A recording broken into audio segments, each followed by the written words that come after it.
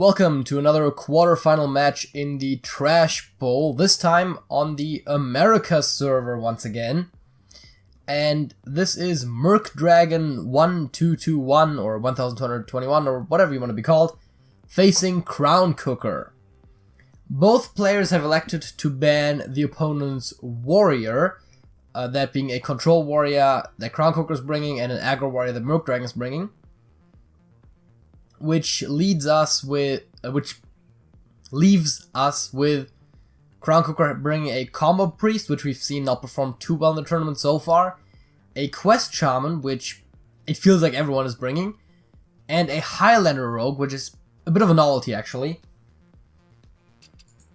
And MercDragon is also bringing a quest shaman, as I said, almost everyone brought one. A Highlander warlock, also not necessarily the most common thing. And a Murloc Paladin, we've seen quite a few of those as well. So, definitely an interesting matchup, and we're heading straight into the first game. And Crowncooker with the so far very unreliable combo priest.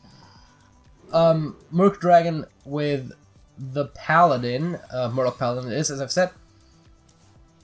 And once again, as seems like almost commonplace this round, we're seeing someone who we have not seen in this tournament before. MercDragon, because of a missing bracket spot, got a bye in the round of 16, so goes straight into the quarterfinals. And he has the Fish Flinger on hand. I'm not a huge fan of playing Fish Flinger unless you don't have a better play, but in this case that's the case, so I think that does look pretty decent. You are giving your opponent a minion, but especially with the combo priest, the main thing that you do with that minion is just contest the board. Yeah, Colette Seer, one of the worst ones you could have gotten because you don't have Murloc synergies, of course. But the priest is not in a situation where he necessarily expects to get a high health minion from that, and that's his whole game plan. Other decks can profit more from Murlocs for sure. This is a little awkward. We see the Neferset Ritualist on hand, and you just might have to play it, because you have to trade off the Tide Collar somehow. But then again, your opponent is probably just going to run the Fish Flinger in there. And if you play the Colette Seer, that would cost you the coin, but end up with the same stats. That's a clever play, but that does also slow down the actual core idea of the deck, which is the combo, of course. Plays the Ritualist in a way that it cannot visibly be killed without sacking the Tide Caller, which of course is the Tide Hunter, which of course is a very important card. But wait, it's Tide Caller, right? Yeah. Getting my Murlocs confused here.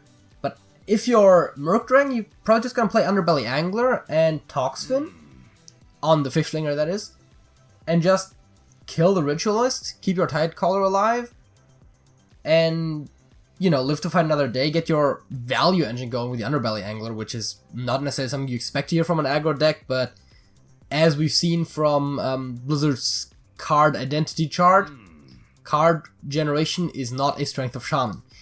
And apparently. And, you know, again, you have your generation of Murlocs going, you have your Tide Caller protected, so that means you're gonna get a big Tide Caller and a lot of synergy, and I think that is just straight up the best play you can make here. Not sure why that took so long, but I guess you are considering other plays like Amalgam. Oof, gets the War Leader. That's powerful. And we see Ahmet coming down here. Coin was used, so the only thing you can really play is the Blade Master or the Cold Light, neither of which is very optimal. We see the Blade Master come down, best stats.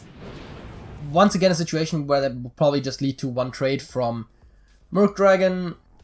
I think you just play the War Leader down, and if you get a 1-drop Murloc, nice. Otherwise, whatever. Trade the Toxin into the Blade Master and hit the face, which is the place where you want to hit. You don't really have big issues with overcommitting against combo. Yes, there is ways for combo to deal with a board, but not nearly as many as with an actual control deck. And we see one of those ways here, but Holy Ripple alone is not enough. As a matter of fact, Holy Ripple alone doesn't do anything. And looking at the board, that's 14 damage. That's lethal. So, what are you gonna do? Psycho Pump, there's no taunts. High Priest Amet, still nothing. Yeah, and that Power Word Shield couldn't save you. I guess if there is an out in the deck, which I honestly don't think there is, you'd have to Power Word Shield an opposing minion for the draw. But yeah, this was just lost. So MercDragon 1-0, of course, cannot play the Murloc Paladin anymore. That leaves him with his Quest Shaman or his Highlander Warlock. Crowncooker still has all 3 decks available. Question as always is, do you go back to the losing deck? I generally, with Priest, I'm not sure. Because Priest is one of those decks that we've seen is very inconsistent. So on the one hand, getting another shot right away, maybe you draw better. On the other hand, you might just lose all of your matchups with Priest. I think Priest is a good deck to keep for last if you have it in your lineup. And let's see, you know you're facing Quest Shaman, Highlander Warlocks, so maybe you'll bring your own Quest Shaman? Highlander Rogue. Honestly, I don't know the matchups for Highlander Rogue because it's such a special deck. But then again, you know, Crowncooker advanced last round, so it's definitely not horrible. And we see Shaman on Warlock. And as I said, yeah, bring the Shaman, that makes sense.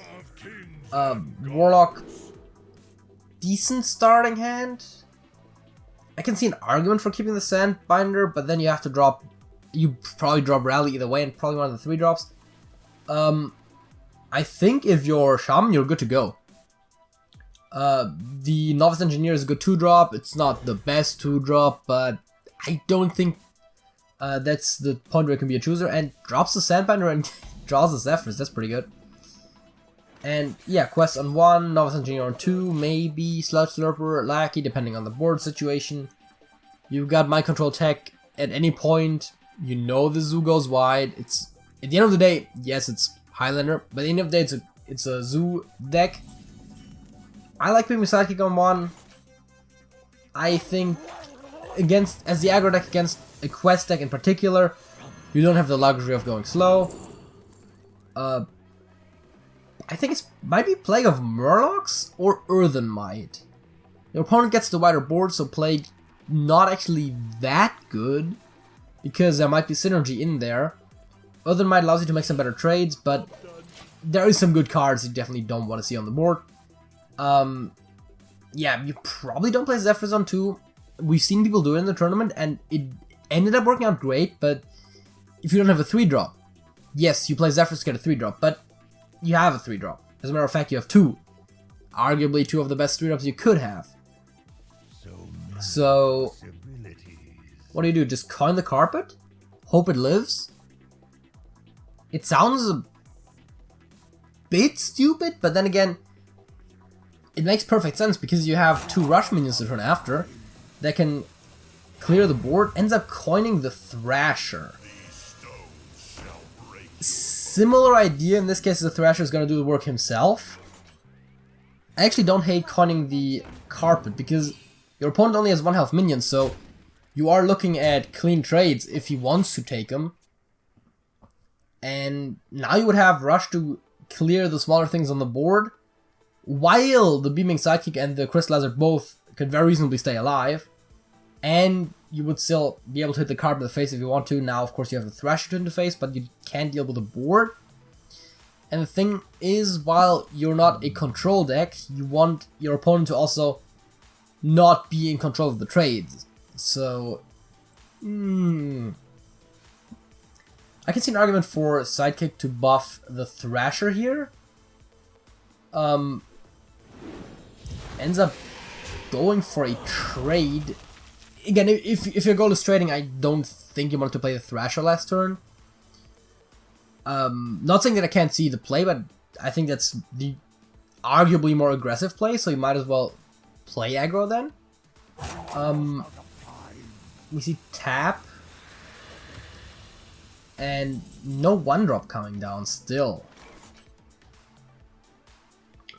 I think if you're the Warlock here, if you give the Shaman an inch, they'll take a mile, you know, that's just...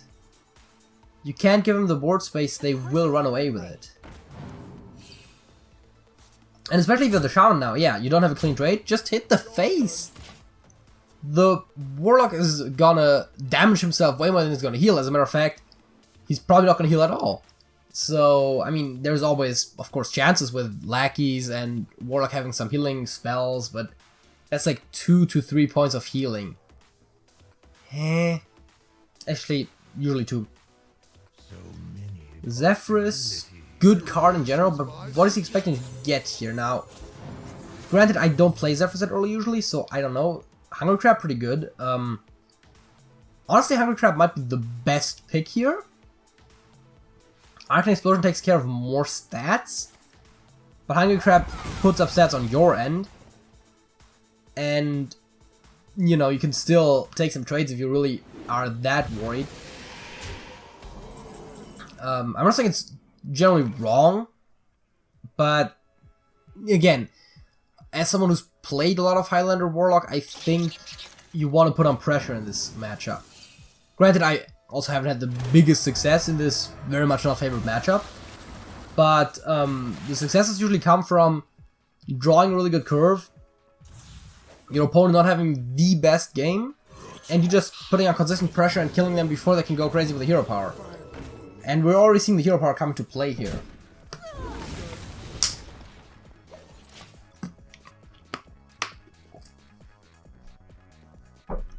And we see the pickup of the Grim Rally. Yeah, now carpet comes down, I guess, to set up some trades with the 1-drops. A fun story, by the way, about the Hungry Crab. Not hugely relevant, but I actually run one by design in my Highlander Zoolock, and it ends up actually being worthwhile. Not sure if it's perfect, but it ends up being actually pretty good in any Shaman matchup, and as well as Murloc Paladin, and sometimes you just eat your own Mermy. Yeah, and as much as you're concerned about killing your opponent, which, by the way, again, you haven't been doing in the most fastest way, now you have to think about dying too. If you're the Shaman, you're not that low. Yes, MC Tech makes sense, and I can definitely see the play. But why not just straight up go Hero Power Life Drinker? You're putting your opponent down to 7. Does not kill the War Leader knowing that there isn't too much Murloc synergy in the deck, or too many Murlocs I should say. Why not just play the Life Drinker? Put your opponent down to 7 and go up to 28. I mean, yes, Warlock has some explosiveness, but not that much. Speaking of explosiveness, of course, we do see the Abusive Sergeant on hand here. Direwolf as well. I like Abusive Sergeant to Evil Genius, just in general. So let's go for the draw. What do we get? Leroy? Awkward. The Crazed Alchemist, which was a card that I was very confused by when I first saw the Highlander deck list, but in my experience ends up being game winning every now and again. So, you know, huge card, allows for some really good trades, or sometimes also just finding up to 5 extra points of damage for lethal. Or even more with the Beaming Sidekick.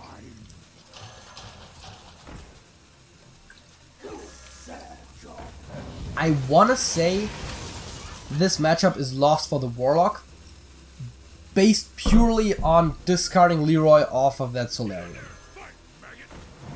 Which is one of those reasons why I'm not a huge fan of Solarium, but also it's a really good card, don't get me wrong. Those misfires happen, they don't happen enough to justify cutting it, but it's a bit of an awkward card sometimes. Yeah, now if you're a Crowncooker, you just win. You just take it slow, do your thing, control the matchup. Rush Wind Fury, a very popular choice. Yeah, takes that too. But with Flash Shaper, start clearing off the board. Despite not having to be worried about Zephyrus. creating an explosive turn because Zephyrus was already played. You know you're in your element now. You just have to win. And if you're MercDragon, yes, Ethereal Lackey, but you probably will have to end up actually Direwolf to at the very least take care of the Tiamat, unless you want to Shadow Bolt it, which is fine. Embalming also not horrible, but you have already used your Carpet, which is a little bit of synergy that the worthless imps do get. I mean, Shadow Bolt is as much minion destruction as Embalming is, and I think that you're doing better for yourself this way for sure. And if the Lackey survives till next turn, there's maybe even the thought of bouncing it. It's not great, but you might have to find something here. Yeah, the Evil Totems don't provide the Lackeys fast enough for the Wasp, but now we actually see the Life Drinker come down. Together with an Evil Totem, that's always a tough situation because you want to kill the Totem, but the Life Drinker is the bigger threat to, well, your life right now. I think Cable Red is an easy play here because you don't have a mech to magnetize on, so you're really just looking for answers with Lackeys. So Witchy Lackey pretty good. I was about to say you might end up bouncing the Rat to get another Lackey though, or the Lackey. Either one works. If you're bouncing the Lackey, that was correct. He attacked first. Good call in general. I guess Soulfire, Shadow Bolt, even Imp Bombing, Demon Bolt, maybe even if you want to go that far. Yeah, Shadow Bolt seems reasonable. Because you have to deal with that Life Drinker because you're almost dead. And I think, does he still have mana? No, he does not. So no Witchy Lackey this turn, that's fair enough. Yeah, and Shadow Rock, close to lethal, not quite it. By close, I mean 4 off, which is maybe not that close. I think it's just Hero Power Giggling Inventor, lock down the board. Wasp. Is he gonna go face with a Wasp? That's the real question for me right now. Your opponent doesn't have lethal, yeah. Goes to the face with a Wasp. The thought process here is, next turn I can play Shadowwalk. And wherever the fuck the Wasps end up going, which might be anywhere but your opponent's face really, you have that one guaranteed Life Drinker proc. Shadowwalk is lethal after that Wasp turn. So 2-turn lethal, knowing that your opponent can't push effectively, what is it? 5-9, effectively 17 damage from hand, so you're just sitting back. You know Leroy is gone, you know Zephyrus is gone, all the potential burst damage, none of which would reach 17 anyways, is just gone, and yeah. Unless you can Witchy Lackey into a lifesteal here, there's really no winning line. And even if you can, yeah, I mean that Kobold also will kill you, by the way. But yeah, like you need a high attack lifestealer really. I don't see that. I don't think there is anything there really.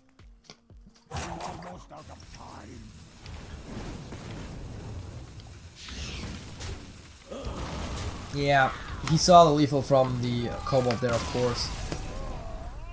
Would have been GG either way, but Crowncooker winning with the Quest Shaman.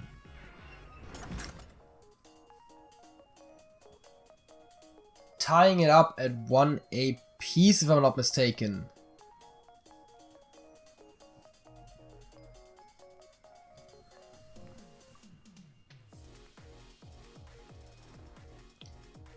So yeah, if you're Crowncooker, Highlander Rogue, Combo Priest.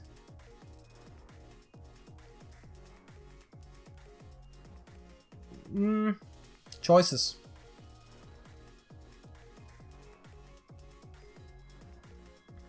Both players, what do you play next? Very important question. Queuing up into the next match, and let's see what decks they're bringing. We're seeing the Highlander Warlock again against, once again, the Combo Priest. One zombie on the starting hand, definitely not a keep. Injured Blade Master looks like it might be, but it's not. We see Cable Rat and Dire Wolf, as well as Sandbinder. Grim Rally, never a keep, I would say. I think you keep one of the 2 drops, but not both. Which one? Personal preference. Ends up keeping the rat. Argent Squire is an awkward 1-drop. You do have the ability to coin a 2-drop if you need. And you just might. As a matter of fact, that's awkward again. Normally you'd want to coin the rat here. But it dies to the Light Warden. And gives your opponent the heal, so you just might pass. As a matter of fact, I think there's a very reasonable argument to be made for passing here. Conning the Evil Genius for the clean trade, or same idea with the Crazed Alchemist is possible. I don't love it though. I think you're actually for once better off doing nothing. Because the priest can now just hit with a Light Warden, heal a Light Warden. Seems like a very simple play to me, because that just upgraded your minion and dealt with the other minion. I guess the idea was to roll into the Kobold Lackey, but that's a 1 in 6. I don't like those odds. Let's put it that way. That's 16%-ish.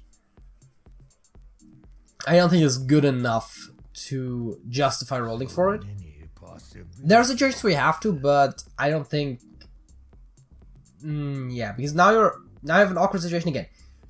I guess you want to probably end up playing something that's also a little awkward, which is Abusive Sergeant and Goblin Lackey, because it at least deals with the Light Warden. Crazed Alchemist, really bad play, because you're changing it into a 2-3. The 2-3 can then trade into the Alchemist and heal once again. That actually is pretty bad. I don't like it at all. I mean, yes, maybe your opponent wants to play something else. And again, if you're playing Tolvir, that's not even bad. You still get yourself a 2-1 that you could heal later. If your opponent had Kobold Lackey, you probably would have used them.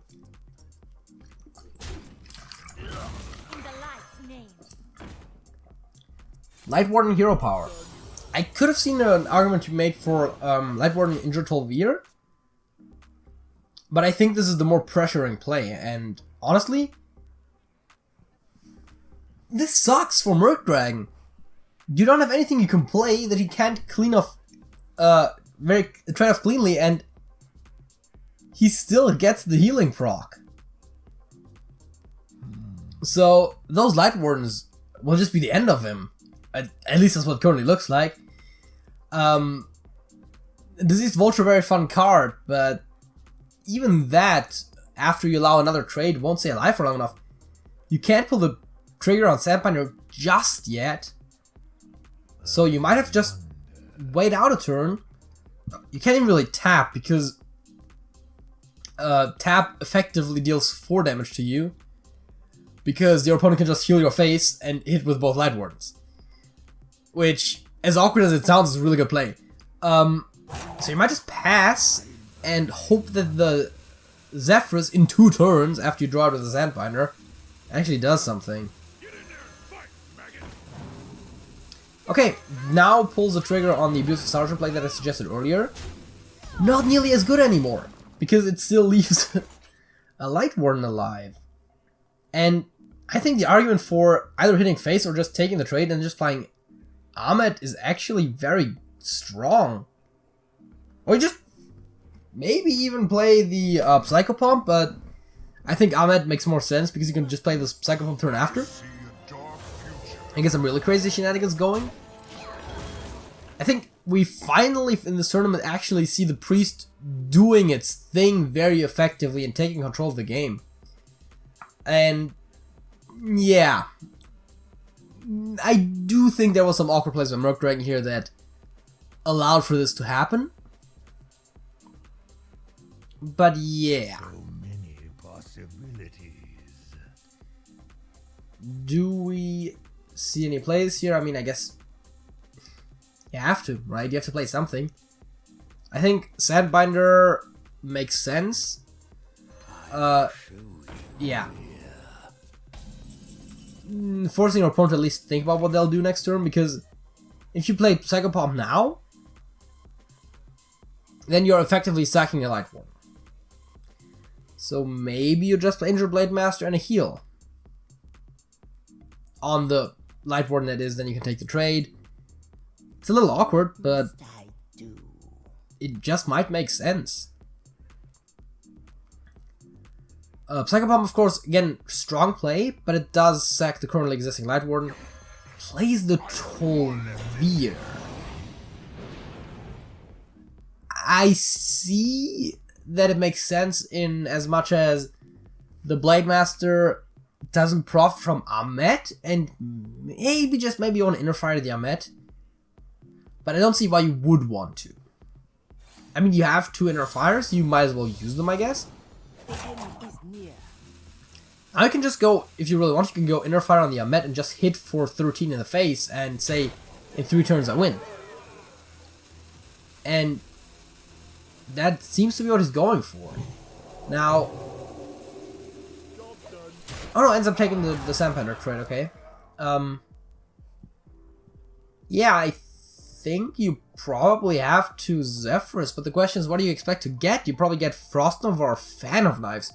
Actually, Fan of Knives you probably won't even get because it doesn't do much. So, that's the problem right now. Was it like a turn later? You'd have at least have access to Consecration? But this is awkward because there's no good clears, I think, here with Zephyrus. That being said, I think we've alluded to this before, Zephyrus knows best. You can throw down a Zephyrus and not knowing what it will get you. It's not nearly as good as doing it when you know what you're getting, but you might have to. So it's Vulture and the bomb here, the Spirit Bomb. I think that's gonna hit the Light Warden. As a matter of fact, it should very much hit the Light Warden, because Priest can heal back from pretty much anything. It hits the Ahmet, which is 4 damage to the face, without taking attack off the board, and oof, that's big. Because that Ritualist alone makes that Light Warden a 10 attack minion, plus 9 other attack on the board is 1 of lethal, with Inner Fire on the Tolvir. I'm pretty sure my math isn't off on this one. Nephroset Ritualist Hero Power should be lethal.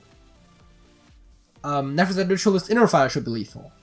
As a matter of fact, let me calculate this. Hero Power Inner Fire is lethal. As a matter of fact, even without the Light Warden proc, it would be if you Hero Power the Tolvir. There's so many lethals here. And I understand that the meta is a threat. Don't get me wrong. It's very much a threat. You don't want to have to mess around with that. But maybe not the turn where you're dying to 3 healing procs. Maybe do that on the turn where I can actually afford to leave the Light Warden alive. I'll oftentimes say that there's plays where maybe could have been made a little more optional, but this game almost feels thrown from MercDragon. I think you might want to look at that again. There was a few smaller misplays early on, and then maybe some bigger ones later. I think there's a lot of decisions that could have been made differently here. I'm not saying that he wouldn't have maybe eventually lost with the good draws that for once in the entire tournament a Combo Priest had. But you probably wouldn't have tanked so hard at the very least. And of course, the old story, Crowncooker has to play the Rogue. And that makes it predictable for MercDragon. It says all the time, your opponent has 2 wins, you know what you're facing. That being said, Highlander Rogue, you don't have much experience facing that. You've seen it in the tournament, but that's probably about it. That's actually the nice thing about the novelty decks. Also, the interesting thing about adjustments to deck lists to just alter the archetype a little bit, but that usually is more predictable because it still plays like the archetype, and if it's just tech choices, for example, you'll know what they do in other decks. So yeah, we see the Rogue, as I said, MercDragon bringing his Shaman.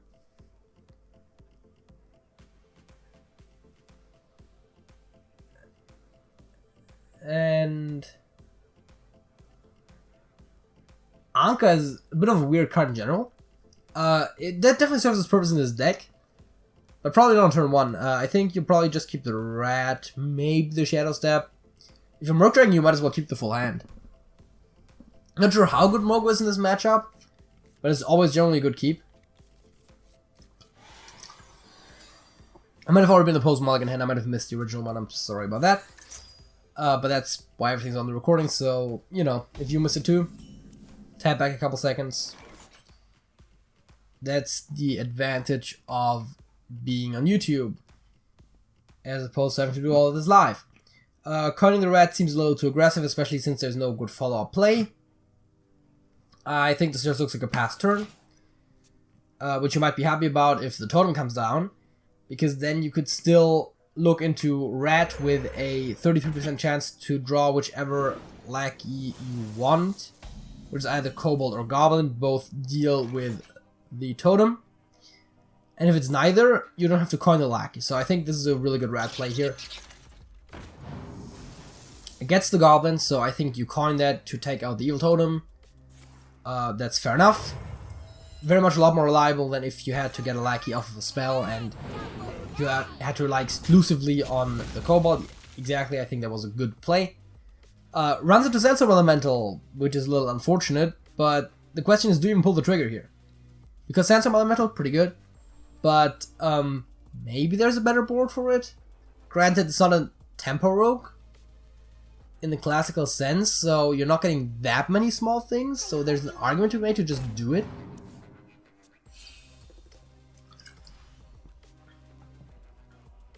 But with the Wasp and the Lackey, there's definitely also plays there in the game where the extra point or 2 of damage could matter, so let's use the Lackey right now.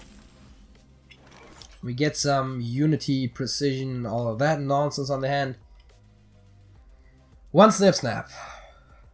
Generally don't think so. Lackey for Lackey trade makes sense. You don't want the Wasp, single Snip Snap it is. You know what, as much as I don't generally like it, there is a point to be made here about the curve of the situation here, and not really needing it on 6, and definitely wanting to live through 9, so having a minion on board might help with that. Very important here, I alluded to it earlier, trading into the Lackey, not the Novice Engineer. They look the same, and under any situation doesn't involve your opponent definitively having a weaponized Wasp in their deck. There's an argument to be made that evolving the Novice Engineer with Mutate, Evolve now also back in Standard, and Witchy Lackey is a bigger threat. Against a Shaman in the meta where weaponized Wasp exists, however, the Lackey is the bigger threat. Life Trigger possible, actually. I don't hate it. Normally you want it for healing, but you also need to get done with your quest at some point. And by need and at some point, I don't necessarily mean you have to get it done right now, but you want to get it done as soon as possible. Yeah, the Death Rattle component of this deck should be obvious for the Highlander, and we have the Sapper available. Card you don't really see that much. It returns a random enemy minion to your opponent's hand as a Death Rattle. Probably one of the worst cards in this matchup, of course. Because, you know, Cursed Castaway, a little better. You really don't want to return stuff to your opponent's hand in a Battlecry focused deck. And talking about returning stuff to the hand, Resolution doesn't actually return stuff to the hand, it copies it to the hand. More value even there. The quest, yes, it's a 3 out of 6. And yeah, there's not much you can do here. The Sandstorm is a little awkward. The MC Tech doesn't do anything. The Wasp doesn't really either, except for stats on the board. And that's not what you want to see. And if you're Crowncooker, you actually have a really good thing next turn. You have the Zilliax. As much as Anka does reduce some costs here, look at Zilliax. 7 damage to the face, not bad. But then look at healing yourself by 7 and all of a sudden swinging it from 23-30 to 30-23, not bad. Actually, my math is bad. Why is my math bad? Should really not be doing these early in the morning. Sorry. 5, of course. Don't know where I mentally got the other 2 from. I'm pretty sure I'm way too used to 4-6 Zilly, Snip Snaps just from the stacking, but as I pointed out earlier, this was of course played on an earlier turn. I think Sandstorm looks pretty good right about now. You might also want to play Mogu. You can play both, but you'd have to play the Mogu first, and then you can't fully kill the Snip Snap Zilliax, which is awkward to say the least. Because the Mogu doesn't perfectly trade with it. If you play double Sandstorm, I wonder. the Mogu will cost the same as right now, meaning you're 1 mana short of being able to make that trade. Yes, the quest is still not nearly done. That being said, how to deal with this? I think single Sandstorm, maybe even pass. Not the greatest play. Deals with a Divine Shield and the 1/1s. As I said, Mogu is just awkward. Yeah, hero power. Which, of course, pass generally speaking means hero power pass unless your hero power has potential negative side effects.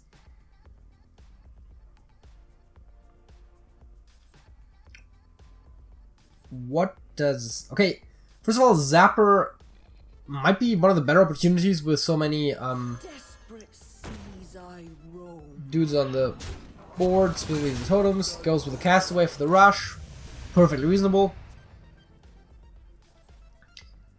And Box Slosher ain't necessarily it. Now, you do finally have the trade to take out the Zilliax. And you can even play the Sandstorm Elemental after the fact to clear up the board. It's still not perfect, but at least getting rid of everything but the Castaway, you leave a 2/2 on the board afterwards, as well as the Healing Totem. So, a favorable trade against the Castaway. Play Sandstorm Elemental first. Dealing with the Castaway by leaving the 1/1s alive. Actually, I think it's better than what I said. Don't listen to me. Why are you listening to me? And then, yeah. Pretty even boards. Crowncooker ahead in life. And also hand-wise. What do you do Zephyrus for? You're not gonna win by Bloodlust this turn, so he's not gonna give it to you. Consec deals with the board decently well. I think out of the available picks, it's either Sea Giant or Consec. Tyrion next turn sounds nice, and I don't know what kind of shady deals Tyrion pulled off to always be in the selection, but goes for the stats. Consec would have dealt 2 damage to the face and cleared the board fully. SI7, 1 too expensive if you also want to play the Giant. But does deal with the 1 threat on the board. This guy's toast. Actually, yeah, too expensive if you want to play the Giant, that's true. Shadow Steps the Zephyrus, which is, I guess, the reason why I could play it early. That's the advantage of Zephyrus and Rogue. And I guess that's why you built the deck. To be able to profit from that Shadow Step. And Mogu definitely really clean trade with the SI7. Would be great if you had then the Evolve or the Mutate or the Witchy Lackey. In this case you don't. Also noteworthy, Crowncooker playing around the MC tech at every point. The question is if you're MercDragon. Do you box Slosher it? And it looks like he does. Big time.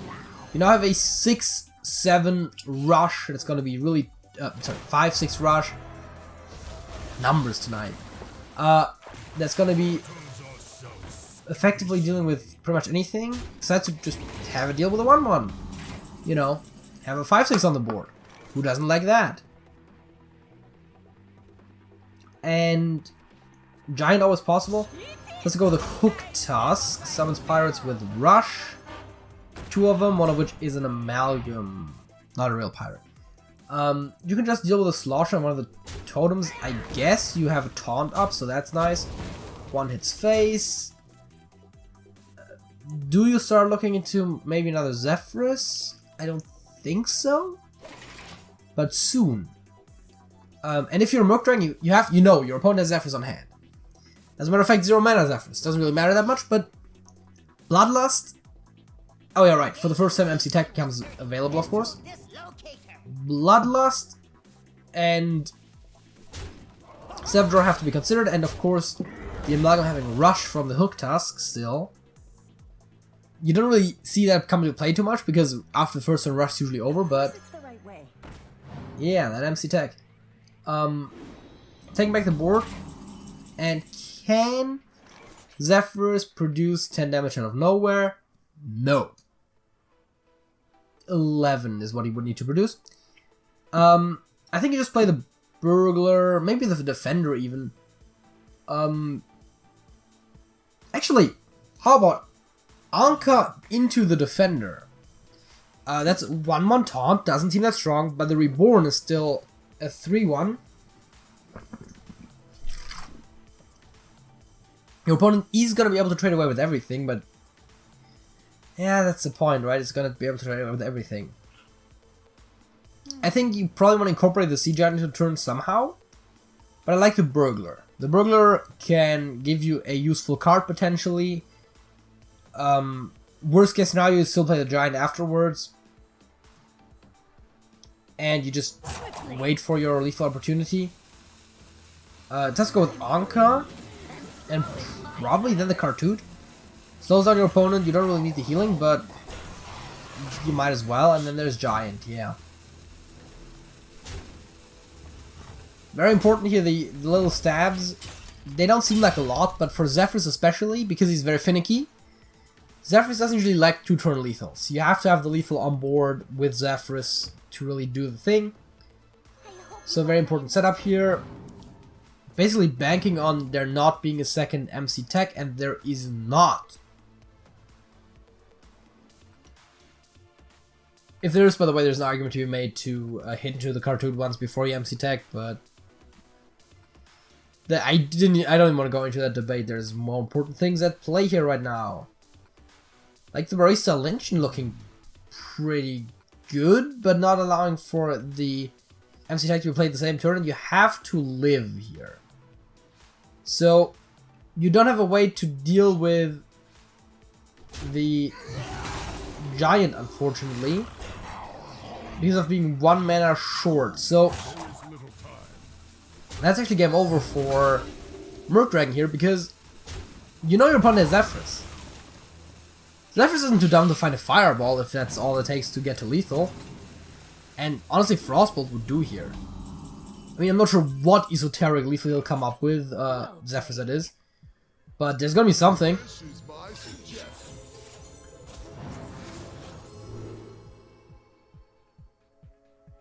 Right, 0 mana means Power Blast is possible. And exact lethal with the Microbot. Yeah, so we've seen Highlander Rogue, Quest Shaman, Combo Priest. Pretty good lineup from Crowncooker. That Highlander Rogue. You don't think it's much when you look at the deck list. It looks very cobbled together. But it plays really well.